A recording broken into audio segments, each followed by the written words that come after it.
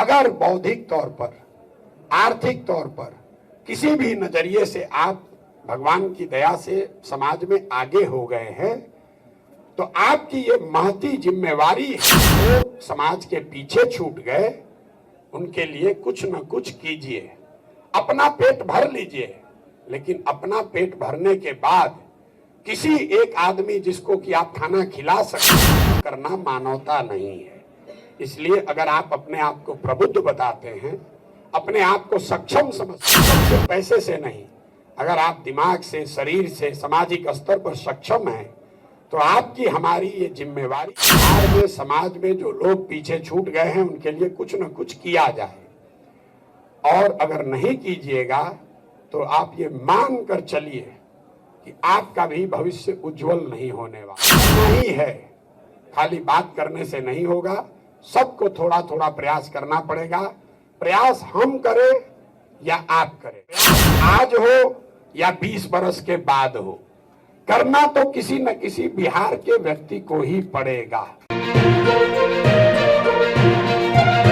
इस शो के प्रायोजक है मां भवानी डेकोर प्राइवेट लिमिटेड, मतलब a complete floor solution, new 0 mile Dadar road, Muzaffarpur. लोगों के लिए ग्रीस में एक बहुत बड़े दार्शनिक हुए, उन्होंने एक बहुत अच्छी बात लिखी, if you do not participate in democracy, be ready to be ruled by your inferiors.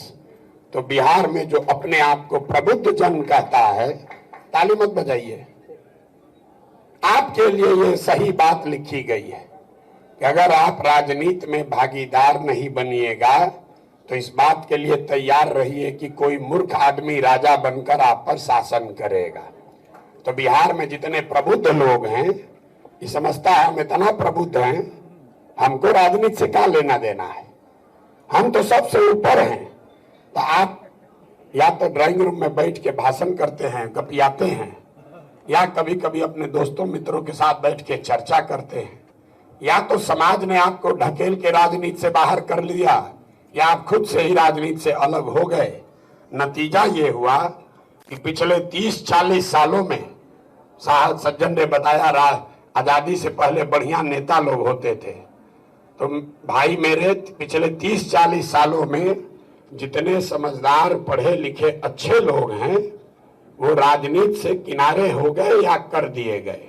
तो बचा जितना लंपट, बदमाश, माफिया, वही राजा बनकर आप पर, हम पर शासन कर रहा है। और प्रबुद्ध आदमी बैठ के चर्चा कर रहा है, सुधरेगा कैसे। इसीलिए ये मंच की स्थापना की गई है कि कम से कम जो विचार के स्तर पर, थोड़ा बहुत आचार और व्यवहार के स्तर पर भी जिनमें थोड़ी बहुत आज थोड़ा बहुत समझ रह गया है, कुछ करने का जज्बा बच गया है, उनको इकट्ठा किया जाए। पीछे किसी ने पूछा विचार मंच की भूमिका क्या होगी। आपकी भूमिका चुनाव में ज्यादा नहीं है, पार्टी बनाने में आपकी भूमिका नहीं है, आपकी भूमिका चुनाव के बाद है, जिसकी नींव अभी रखी जा रही है कि कल होकर आप जीत कर आ भी जाएं तो आप अताताई ना हो जाएं, समाज से विमुख ना हो जाएं।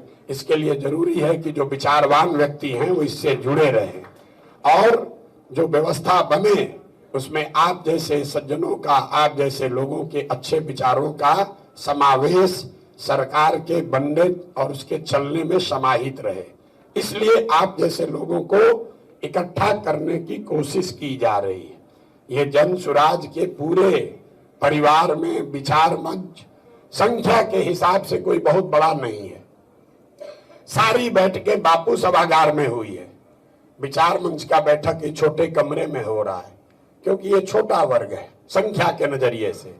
लेकिन समाज में अगर आप चाहें तो आपका प्रभाव बहुत बड़ा है।